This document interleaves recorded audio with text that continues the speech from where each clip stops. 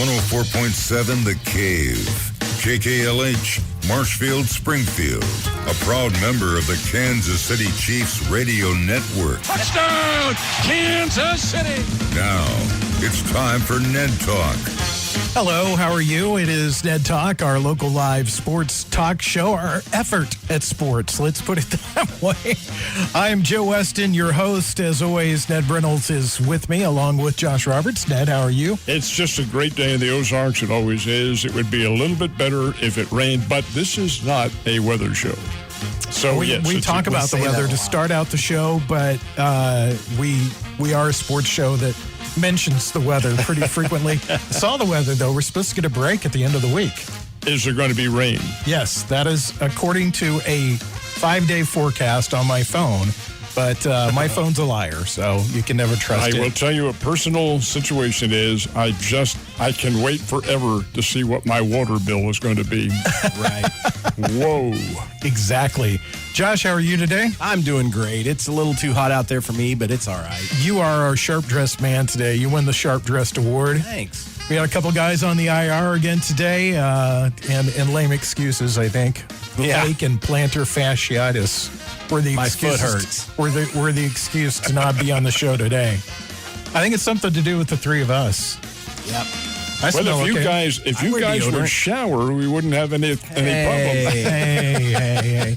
All right, Showers are for quitters. Let's dig into a conversation I've been thinking about all week, because when you see the amount of money that's being tossed around in Major League Baseball and the amount of money that's being tossed around in college football, the amount of money that's being tossed around everywhere, almost everywhere in sports, and people are walking away and saying no, I guess my question to both of you today for our conversation to start out the show is, how much is enough? Well, it's unfortunately not a problem that I will ever have in my life, nor will most of us. But you do have to understand the way these whole situations work. You're trying to get an upper hand with everybody. Kyler Murray, for instance, is now the second highest paid player in the National Football League. Now, it's a little bit misleading. That's annual salary. Yeah. And it's a 2-year pact that he signed. So he is going to make $46,800,000. Aaron Rodgers is making $50 million a year. Patrick Mahomes is the wealthiest of all because his was a long-term contract, but his annual salary starting this year is only $45 million a year. How much is too much? Joe, I'm telling you, there has to be a point of diminishing returns. There just isn't any question that this will continue. It can't. Kirby Smart at Georgia, for instance, signed a $10.5 million a year contract to coach his college football team. He's a fine coach, national championship team. But my goodness sake, while the rewards are great, no question about that, how much is too much? And I wonder, when you get to these figures, what are you going to do with that amount of wealth? Well, I'm sure the individuals who have very good family relationships will establish programs to where, indeed, that money will be continued on throughout their family existence, and as long as those folks are around, which is fine. That is fine. But somewhere along the line, this is going to come to an end. I do predict that when television loses its overwhelming hold on sports, which I think eventually is going to happen, then I think the monies go down. But until then, we have not probably seen the end of it. What are your thoughts on this, Josh? Well, I think it's insane. I mean, this is generational wealth like Ned is talking about. I mean, one of these guys gets a $20 million contract, and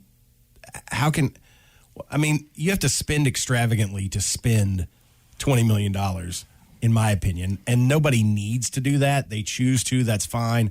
I don't begrudge anybody their wealth, but the problem with sports and all of that is it continues to grow like Ned is talking about.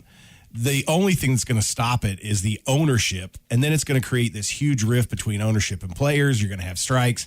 It happened in hockey. Hockey lost a season because they were trying to agree on a new salary cap, and at the time that they did it, the average NHL franchise was spending 70% of their revenue on player salaries. That's A right. business can't operate that way. And so the average NHL player was making $4.5 million a year, which was insane. So they had to restructure that because otherwise the league was going to fold.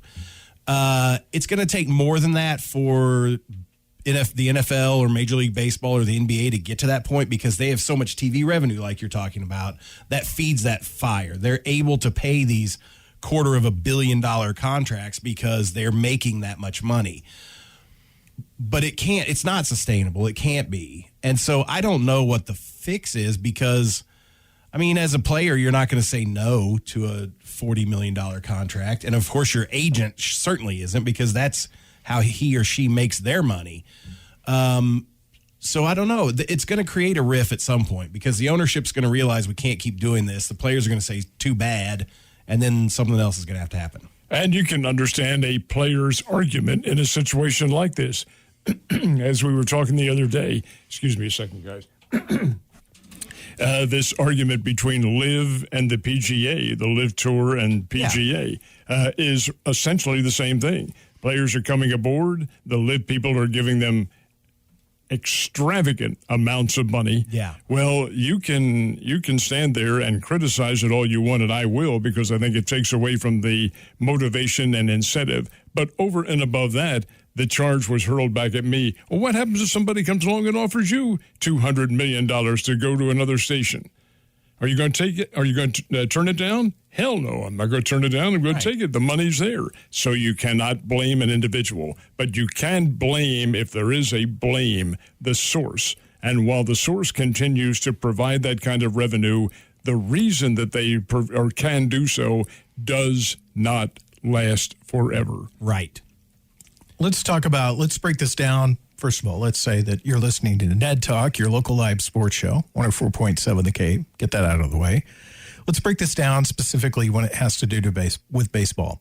We had a lockout this year, which delayed the season. Mm-hmm. And there was a lot of acrimony and there was a lot of hard feelings. I know specifically, Mr. Reynolds, you were one that was like, this is hard for me to swallow. This is hard for me to get over. The season, they get their stuff ironed out, so to speak, and then the season begins, and the first thing that you hear is that Aaron Judge is offered $336 million, and he says, no, I want more. And over and above that is Juan Soto of the Washington Nationals. And that's what I was going to bring up next. He was offered $445 million, and he said, no, I think I can do better.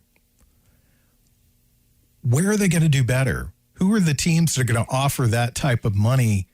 And historically, what we've seen with these big contracts, if you look beginning with Alex Rodriguez, I mean, you can go back to Reggie Jackson if you want to, but if you go back to Alex Rodriguez, signed a $100 million contract, and everybody's like, oh my gosh, that's more money than anybody could spend in their lifetime. Now we're talking players that are not even, and you can argue all you want about Alex Rodriguez, they're not. Aaron Judge and Juan Soto are not the caliber players that Alex Rodriguez was in his career. Right. That big salary does not equate to winning, because what you find most of the time is the team is hamstrung by that salary. It's exactly what happened in Texas. If you look at Bryce Harper's big salary that he got in Philadelphia, the team is hamstrung by that huge salary. San Diego wants to be a player, but signing Manny Machado has not translated into wins for them. How does this all break down to you guys? I'm going to carry it into a local scene, too. Okay. We're a little bit more local because we are the Chiefs station. Orlando Brown of the Kansas City Chiefs. He is their franchise player, so he cannot play for any other team this year. And his salary as a franchise player is $16,700,000 a year. That's more. It's about 3 times more than he has ever made in his life. And if he plays this year, and I think he will, that's what he'll receive.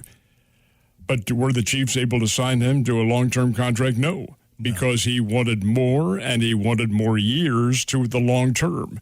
Well, according to the reports that we get, and I have a feeling these are probably very legitimate, Orlando Brown's ultimate goal was $25 million a year over a period of 4 or 5 years.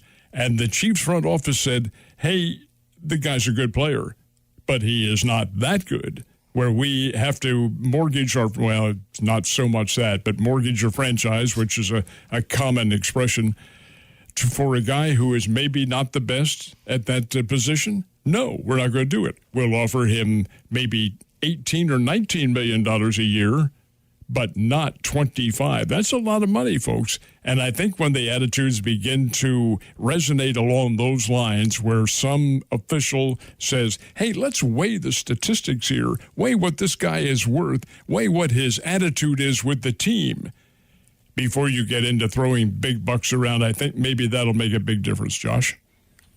Yeah, I hope so. I mean, I just, it's unfathomable to me. It's unfathomable to the majority of the fan bases of these sports that these guys are turning down $400+ million contracts because they think they can get more.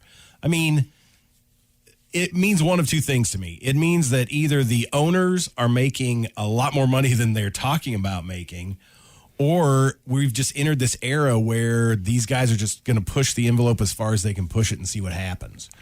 But I don't feel like it's going to work. I mean, I feel like it's going to backfire on them, and maybe it's like what Joe said. If some team takes that chance and pays that guy $445 million, they better hope that he can pitch, catch, run, throw, and everything, because that's all they've got. They're not going to be able to afford anybody else. And I think you make a very good point, too, because after all, these guys are not the saviors of some team. No. They're good players, but they're not the saviors. Are there such a thing, or is there such a thing as an individual who can carry a team by himself or herself and put it on whatever the gender might be, shoulders, and carry a team to a championship alone? Hell no. There is no such thing. Well, the interesting metrics with all this to me is, baseball doesn't have a salary cap. It has the luxury tax. Mm-hmm. And there's tough decisions that have to be made in football. And I think it goes without saying this year, the big tough decision that the Chiefs had to make was Tyreek Hill. You're looking at a generational player in Tyreek Hill. I don't think you'll probably ever see another wide receiver that has quite the skill set that he has. But do you offer him so much money that you can't afford to pay anybody on the defensive side where the Chiefs have problems at? Do you not pay somebody to protect Patrick Mahomes, which is he's your number one investment? I think he's a generational player too. So obviously they had to make a tough decision. Baseball, they're faced with a different decision, and a lot of these teams try to push themselves up to the table. I would equate it to like poker, where you've got, maybe $5,000 is all you have, and that's the buy-in for the tournament. Mm-hmm. And that's exactly what a lot of these guys do. Okay, I'm going to buy into the tournament. I'm gonna sign Juan Soto for half $1 billion, and I'm Minnesota. Then they got to let people go because they just don't have that kind of salary. Right, and the problem is they have to let talented people go because those people the next one are making good money as well. But they can't keep them all, and they can't pay everybody $400 million. So, which is my it's point. Not sustainable. That's my point in saying it's teams that win. Oh, yeah. One individual may help, but is it going to be the savior of your franchise? No, it's not. I don't mean to pick on Bryce Harper here, but you look at that story. He signed with the Phillies, signed a monster contract, considered widely to be, him and Mike Trout, the best players in baseball. He has since fallen out of that conversation. Oh, yeah. And it's not that his skill level is diminished. He just plays for a team that is not in contention, that there's no news there. And when he leaves, what do the Nationals do? They turn around and they use the money that they were going to offer him to sign 3, 4, 5 pieces to come in, and they win a world championship. Right. Well, Philadelphia, I think, is in contention, but they're way back. It's contention for a wild card, not for a championship. And Harper has been out now the last 3 weeks and may continue to be out because he has a broken thumb. But He is the National League most valuable player. What did it do for his team, however? That's the question. Right. And it did not get them into a championship hunt. It did not benefit them in terms of the unity. I think he's a team player, but is he the individual can he carry a team? And the answer is no. Nobody can. Right. There is no one such individual. It is a TEAM situation. And in my opinion, you pay, you reward for those who make you a good team, not just the big names. So where do you see this playing out for itself and as far as baseball goes? Because baseball, it's an unsustainable model at this point. How do you see this breaking down? Juan Soto is going to get traded. Where do you think he ends up? One of the wealthiest teams, maybe the Yankees, maybe the Dodgers, maybe the San Diego Padres. I don't think the Cardinals, I don't think they would risk the amount of money. They still have to pay, suppose there is a trade. He's not a free agent. Yeah. He won't be a free agent for another 2.5 years. Yeah. So you're absorbing his contract, which is huge, and you're having to make a very expensive deal. Is it worth that? The guy's only batting, 246, maybe 250, somewhere around there. Yes, he has the home runs, but hey, where's the getting on base in circumstances like that? Right. What do you think, Josh? I think that this whole thing is so bad for any team sport, but especially baseball, because these guys are creating an individualist approach to a true team game. And the team, like we're talking about, the team suffers because there's so much money put into this guy. Therefore, there's so much emphasis put on this guy, so much expectation put on this guy. No one player can live up to that. Mm-mm. There's no one player that's going to be that dominant on any baseball team, and there never has been. Even the most dominant baseball players in the past had a team around them. So it's just ridiculous to me. And I don't know. The only thing I can think that's going to break this whole model is if the owners just say we're through doing this. We're not going to do it.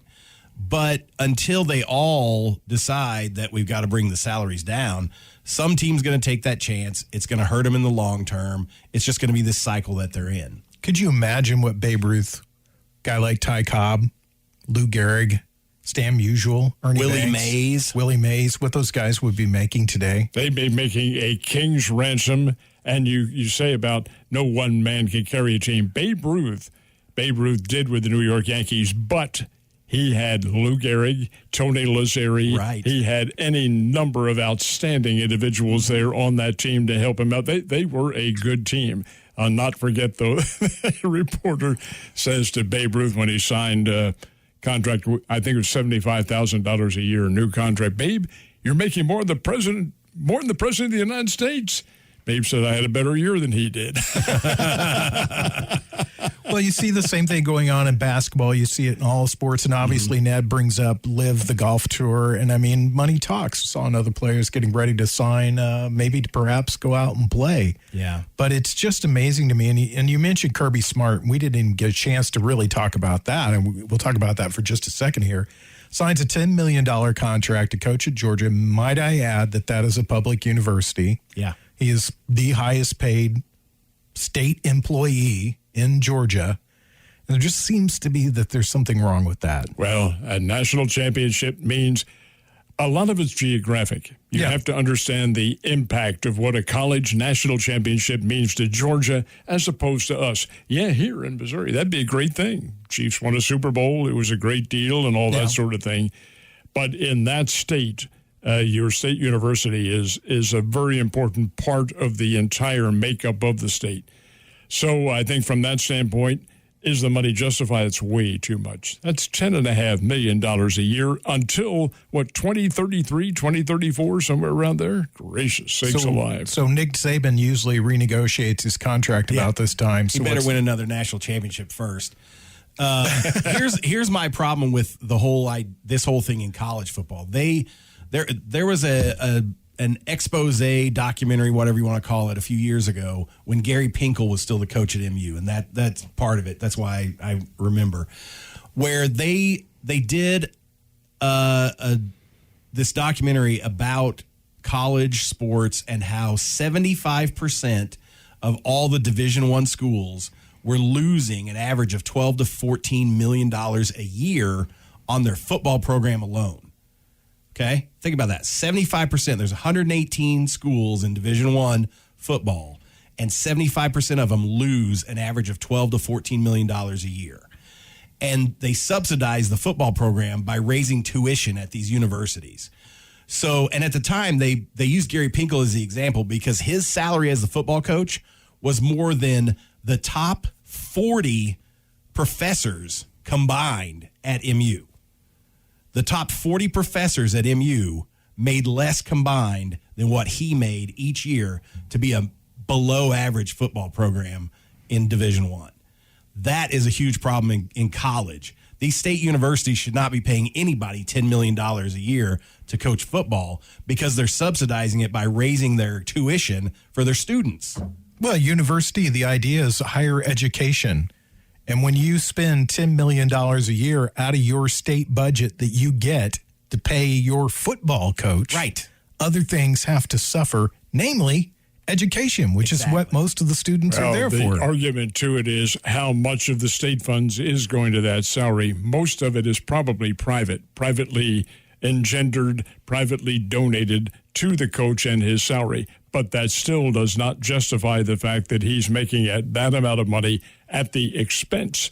Now, the argument also to that is, well, are people paying for season tickets to watch the chemistry class or the arts department or anything like that? Well, yeah. And when you understand that the football programs and the other athletic venues do help subsidize the athletics, which they do, a lot of schools have directed a portion of their financial rewards to the education departments, then there's a right, justifiable means to an end. But based on that documentary, that's only 25% of the Division I schools that are able to provide money to the university. All of the other 75% are pulling money out of the university to keep their football programs around. Well, you are correct in regards to making money along those lines. Yeah. Yes, most of them are in the red. There's no question about the fact of that fact. The ones who make money are Texas, Ohio State, Michigan, probably Southern Cal to some extent. Yeah. And the reason they do is television. Mm-hmm. They all have their great big television markets that help to subsidize it. What did Missouri receive last year? I think it was from the SEC. Get this.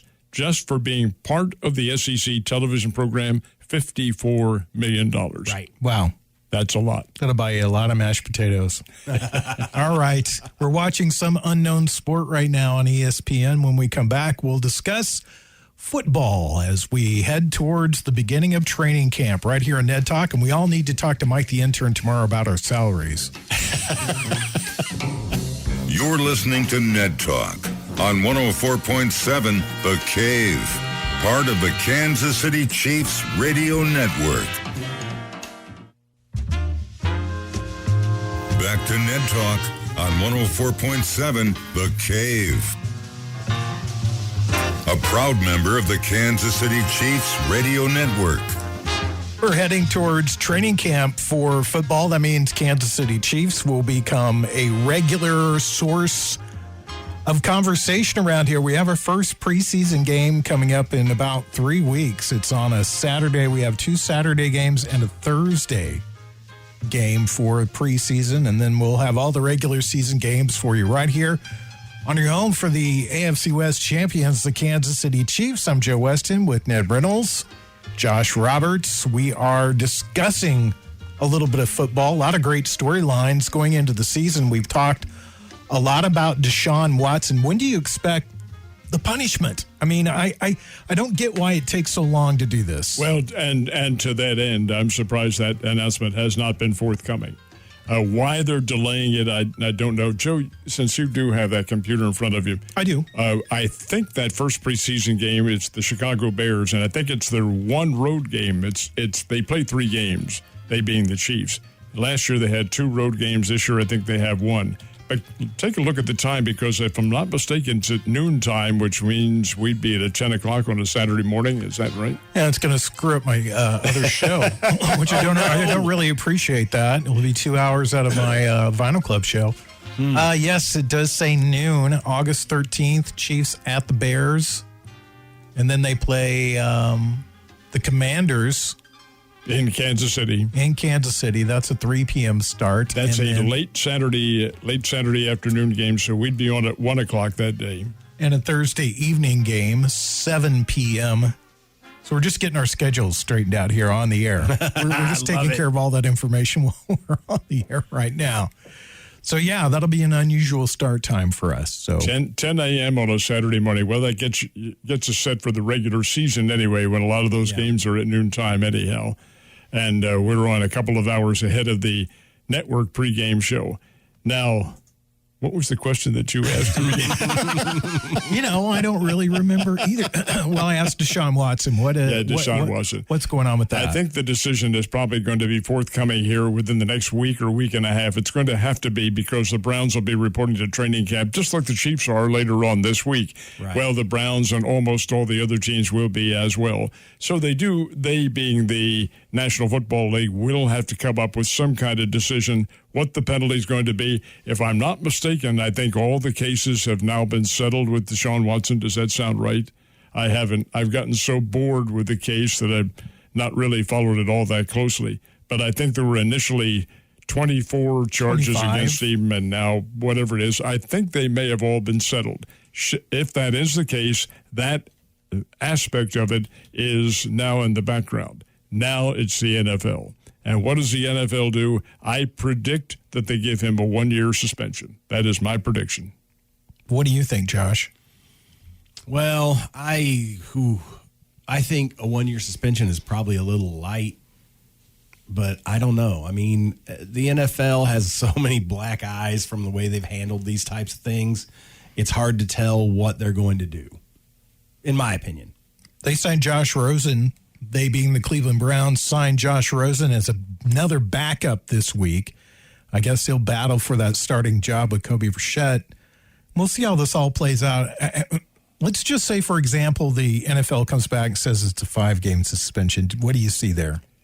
Then I see that Josh Rosen probably, one of the two gets a start, and then Deshaun Watson on the sidelines works out with the team, and game number 5 or 6, whenever it might be, he's in there and ready to go. He is, we were talking about the highest paid quarterbacks or highest paid players and all that. And here is Aaron Rodgers at $50 million a year. And here is Kyler Murray at 46.8. And you know who's between Kyler Murray and Patrick Mahomes? Deshaun Watson, with that new contract that the Browns got. He's right up there among them. Oh, they're not going to want to waste their money on somebody who's not going to play. So I think it's quite conceivable that he could receive, I think it's going to be a year suspension. But if it's less than that, he's in there and ready to play. What do you think? I think where I was going with that, or where I know I was going with that, is how do you think that looks for the NFL? Do you think that's a bad message, or do you just, slough it off and go on? Let's put it this way. With the female population, I think it resonates very, very badly.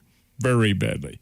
But how much does the NFL, what's the factor in which they base their decisions? I must admit to you, I don't know. So my first question is, on all of these charges, did he plead guilty or was he found guilty? He never pleaded. There was no, I don't think there was really, I think all of it got dropped and it's now a civil matter. Okay, so there were no criminal charges. It's all become a civil suit. It is civil lawsuits. The star player has been subject to 24 sexual misconduct lawsuits accusing him of coercive and lewd sexual behavior, with 2 that allege assault.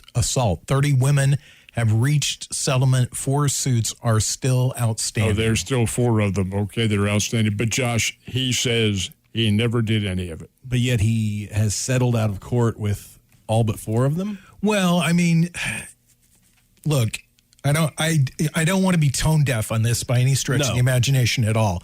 But it's kind of strange how this whole story plays out. He becomes sort of a pariah in Houston with that team. And then right after that, right as the Texans think this is not our guy, and they're beginning to say that publicly, then this story hits.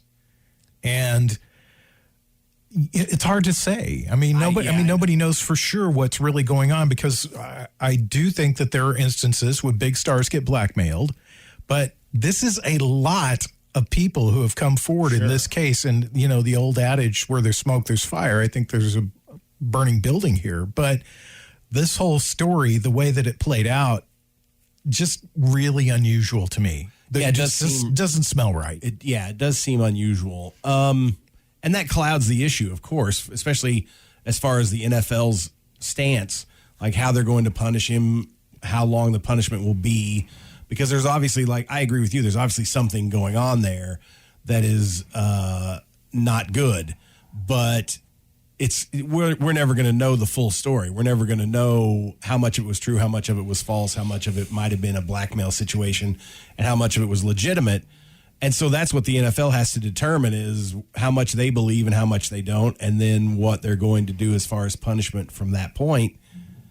And like I said before, the NFL is very bad at their meting out of punishment anyway. So who knows? What do you think of all the people that have changed places this year? Who's going to have the biggest impact on their team? Will it be Tyreek Hill in Miami? Could it possibly be Matt Ryan playing for the Colts? No, I think it'll be the new quarterback of the Denver Broncos. Really? Who has the big Russell Wilson coming over from Seattle. This guy is still a great QB, gang. Multi-talented, terrific athlete, very bright guy. I think I predict that he has the biggest impact of all. What do you think, Josh? I'll go with Tyreek Hill. I think that's a perfect fit in Miami. That's going to make they were already a contender. That's going to maybe put them over the top. They're definitely going to have better luck against the teams in their division for sure, with his talent. So I think he with Tua, that's a great combination. I think they'll have a spectacular season. I'm going to go Matty Ice, going to Baltimore, or wherever they're at now, Indianapolis. Indianapolis Colts. I'm aging myself here. He's playing for the Indianapolis Colts, and they've got a terrific running game there. So, you know, teams not keying in on the fact that he has to pass every time, and that with that great running game, I think that's the kind of leadership that maybe the Colts need to push them into the playoff picture for this season. Real quickly, guys, Jimmy Garoppolo, start the season with 49ers. If not, where does he end up? I don't know. I would, if he doesn't, I would think maybe the Detroit Lions might be willing to give up and say, hey, we're crying uncle, we'll take Garoppolo here. We need a QB. I think that's a possibility. I think the Minnesota Vikings are a possibility. Oh, really? Just to throw out a couple of teams that do not have really great QBs, and that's the winning teams in the NFL, the ones with a great QB. What about the Bears? What about Chicago Bears? Chicago Bears being another one. And I do put Garoppolo in that category. I think with a proper mix of team, he could be a really outstanding QB. Poor Jared Goff. Takes a team to a Super Bowl, and then you're out. You're out. You're out. You're not that good. Nobody cares about you. When we come back, we'll talk about the Cardinals, and they've got a little issue as they head towards Toronto.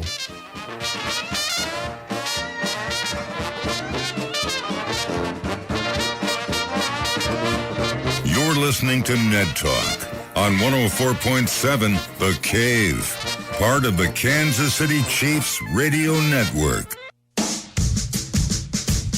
Back to Ned Talk on 104.7 The Cave, a proud member of the Kansas City Chiefs radio network. Done with my duties cleaning the board for the day. It has to be done. Has to clean the board occasionally. Mike and Jay, just mentioning that to you. Be nice if you did. Clean the board. Help us out there. We're doing Ned Talk, your local live sports talk show. We're not a cleaning show. We're not a weather show. We talk about sports. And it just came over the news ticker that we've got here in the studio. And it said that for the series against the Toronto Blue Jays, which happens to be in Toronto, which is still a foreign land, Arenado and Goldschmidt are out. They are not vaccinated. Interestingly enough, and I found this, keep in mind that the Major League Baseball teams do not have to reveal that information. The vaccination records are private. That is not for the media to know unless, of course, the team wants to make it public.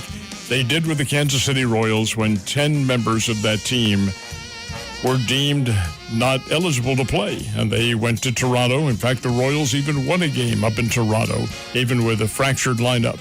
Well, we looked ahead on the schedule after the All-Star break, and the Cardinals have this series with the Reds that is concluding today, and then a day off, and then they fly to Toronto for 2 games with the Blue Jays, Tuesday and Wednesday, before another day off. And I remembered remarking to somebody, this is interesting, we haven't heard anything about the Cardinals and their vaccination course. They don't have to reveal that information. I wonder if this isn't being quashed for a reason, or maybe they've all been vaccinated. They haven't been. And Nolan Arenado and Paul Goldschmidt are 2 who have not, apparently the only 2, and they will not play on Tuesday or Wednesday, will not be allowed in the country. So I think that's a major void for the St. Louis Cardinals. Does it affect them in a 2-game series? Well, yeah, it affects them, of course. Does that mean they can't win? Of course not. The Royals got to win with a fractured lineup up in Toronto. Who knows how that's going to work? But taking your 2 big guns out of the lineup, I think, is significant. Did you see the game over the weekend, or I guess this week, over the weekend? The Toronto Blue Jays beat Boston Red Sox 28-3. Holy 28-5. Was it 5 or 6? 6. Red Sox got 6 runs. Wow. 28. They had an 11-run inning at one time, and the Red Sox played HS baseball. And you can understand the acronym. There was one point where the Blue Jays got an inside the park grand slam. The guy hit. Now this doesn't happen. That's a rarity in baseball. That's insane. Well, anyway, I've forgotten who the player was, hit a fly ball to center field. The center fielder, Red Sox center fielder, lost it in the lights, and I can't see it. The ball dropped in back of him. That is understandable. Those things can happen. Sure. But what happened next is not understandable and unforgivable. The center fielder put his hands on his hips and didn't chase the ball. That is at least 3 balls in the last 10 games that center fielder has lost in the lights, because he lost 2 against New York. And their outfield in Boston is terrible. It's one of the worst outfields I've ever seen. Well, when you stand there and you say, well, shucky darn, I just let that ball go over my head, and you make the left fielder come over and pick it up, well, that's 2 bases right there. Cleared the bases inside the park grand slam. Game is already, it was 10-0 at the time, and this guy said the hell with it. That is a fine. That guy shouldn't be playing anymore. Can you make an adverb finable? Finable? Yeah, that's finable. They should drop him. If he's not going to hustle, if he's not putting out any effort, get rid of him. Let him go. 100% agreement. Absolutely. Well, that's definitely going to be a kangaroo court thing. Well, yeah. I mean, definitely, if teams still have those. Oh, I think they do. Yeah. Well, that goes back to our conversation that we were having earlier, the dissension that happens in locker rooms over pay scale. Because what you find a lot of times with these teams that sign a guy for a huge contract is the other guys in the dugout, the other guys in the locker room, well, look, don't weep for them. I'm only making $5 to $8 million a year. Right. Compared to this guy that's making $30 or $40 million a year. But it does create a huge disparity, and that breeds contempt.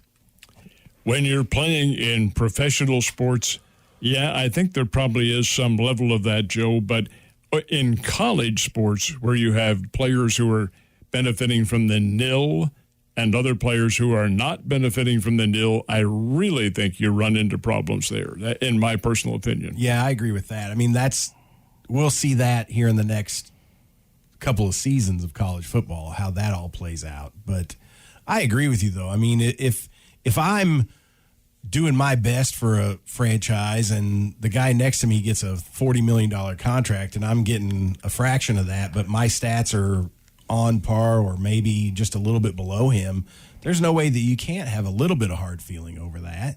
And even if you think so. you're making plenty of money, because you are, if you're making $1 million, you're making plenty of money. But, yeah, I mean, there's no way that can't cause dissension. So, I mean, but at the same time, if that's what that guy's problem is, he's going about it the wrong way. Well, keep in mind, you say dissension, but these guys, they agreed to a contract. They didn't have to. There was nobody holding a gun to their head. So from that aspect of things, well, that's what you agreed to. That's what it's going to be. When you have a circumstance in college with the nil, well, you didn't agree to anything. Some auto dealer or whatever the case might be is offering a king's ransom for your allegiance to that atmosphere, and yet the lineman didn't get anything at all out of that. Right. We run into a situation like, hey, babe, you getting a car out of this? See how you're doing with this 800-pound gorilla coming in here and smashing you to the floor, or the turf in this case. Yes. I think it's all really interesting, the economics of all of this and what impact it has beyond just it has on the field, the way that people choose to pursue the game and what they choose to do. I mean, we talked about that a little bit. The kid from Pittsburgh who didn't break camp, they held him back. He obviously was one of the best players in the Pittsburgh system. And then he didn't break camp with the team so that the Pirates could control him a little bit longer on his free agency. And he went to the minor leagues and he pouted. And then somebody finally, or he himself, realized I can't do this, and he just started tearing up the minor leagues, and then eventually got promoted after the date for control. I mean, a lot of these guys are young men. Some of them are even kids, more or less, and the impact that this has, just the impact that money has on the purity of something that we love, and we look at sports in a very pure way. I mean, all three. I know the three of us do. Oh yeah. But when you start involving money in that, it just taints everything. It does. I have to admit it does. It takes away really from the philosophical standpoint and from your perception of the game, the cleanliness of it. Now, I know there's scandals and recruiting violations and all that, but this goes over and above that. I'm not a big fan of this. That has nothing to do with the individuals. Somebody came along to Josh Roberts and said, "You're on our nil here, Josh. How would you like to drive around in a Mercedes?" You're going to say no? Well, of course not. Yeah, I mean, that's the thing. You can't blame the players. No, like I said before, no player is going to say, "No, I don't need $40 million. I'll take 10."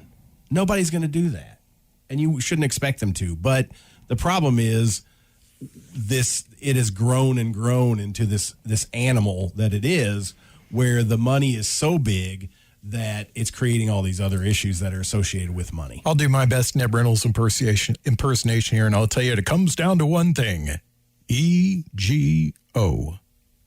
That's right. And it does in a lot of sense for these guys. You spell a lot of things out, so that's not my full Ned Reynolds impersonation.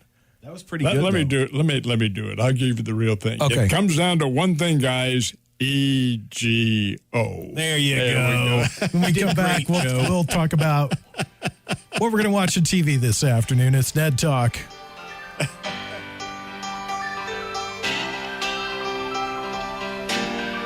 You're listening to Ned Talk on 104.7 The Cave, part of the Kansas City Chiefs radio network. Back to Ned Talk on 104.7 The Cave, a proud member of the Kansas City Chiefs radio network. We finally found out the name of that sport that we were watching. It's spike ball. And I don't want to offend anybody that is maybe a fan of spike ball. It was interesting to watch. I don't know what the rules are. If you could email one of us at 1047thecave.com, any of our names, actually Josh, no, Ned or I, and explain the rules to us, we'd love to hear it. Yeah. It was interesting to Well, watch. it looked as though there were no rules, and I wonder if maybe the fact that it's spike ball has something to do with the beverages that they drank. Maybe they were spiked. Good I grief. don't know. Could be. I don't know. There's a mini trampoline in the middle, and they're spiking the ball off that trampoline. Anyway, They're far more athletic than I am, so there's no criticism of it. And there's obviously there's some strategy to it. I don't know if I'm going to spend the afternoon watching this or not. What about you, Ned?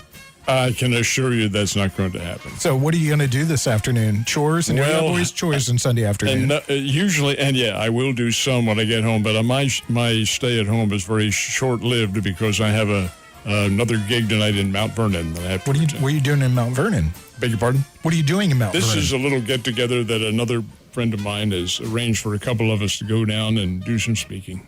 Oh, really? Well, that sounds nice. It is. It'll be a nice time. Do you clean out the litter box on Sunday? That is one of the chores, yes. And the cats are appreciative of my doing that. Yes, please clean the litter box for us, Ned. What about you, Josh, cleaning the litter box today? No, I don't have a cat right now. Oh, I'm sorry. That's all right. Do you I'm want okay one? with it. No, I don't need one. Okay. It's okay. All right. What are you going to watch on TV? Spike ball or something else? Probably not going to watch any TV. What are you going to do then? I'm going to lunch with a friend of mine, and then I'm probably going to pack up some more comic books to ship out. Oh, that sounds like fun. Yeah. Sounds like a fun afternoon. It I is. myself, I think I will try to find the Yankees game on TV and see if they can salvage this series. They're not playing very well in the second half. What is the Sunday night game tonight?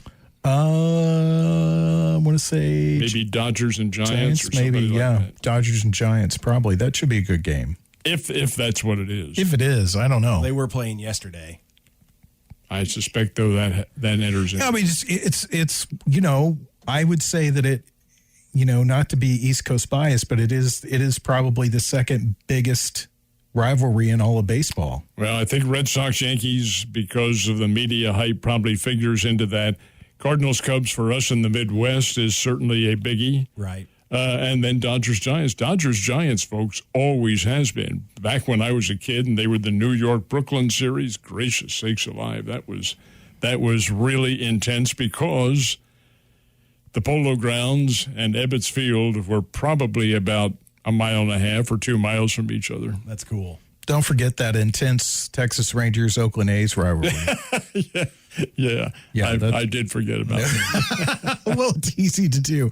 Ned will be back tomorrow morning. He will be doing the show with Mike the intern. We have 2 weeks off. We're not going to be here next Sunday. Oh, so it'll be 2 weeks. And then the week after that, we will be doing the pregame show, as we mentioned earlier. Our first one will be on a Saturday at 10 a.m. I will be here. It'll be interesting to see who shows up for that show because we've had a lot of holdouts on our training camp as we get ready for football. The guy claimed he's got plantar fasciitis. Got another guy who's just holding out. We may have to bring in the rookie. We have to bring in our rookie, Alex Scott, and have him on the show. He does a very nice job. So we'll have Alec back in again. We'll see you guys not next week, 2 weeks from today. Download the podcast on our website at 1047thecave.com, wherever you get your podcast at, or it's right there in your smartphone app. Thanks to Josh Roberts, Ned Reynolds, Mike the intern, Corbin Campbell, Brian Tyndall, Nick Fury. We'll see you guys in a couple of weeks.